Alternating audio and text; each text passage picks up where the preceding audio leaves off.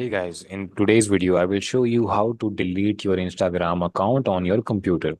So first off, go to the more option on the bottom left of the screen. Click on this and click on settings.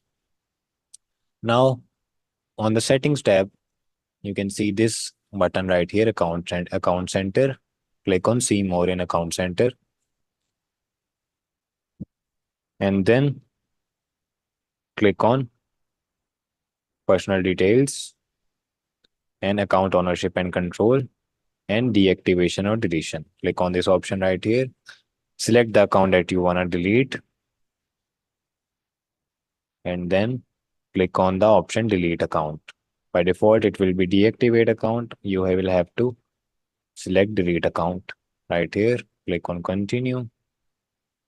It will ask you the password for the account. And if you enter the password and click on continue, it will permanently delete your Instagram account.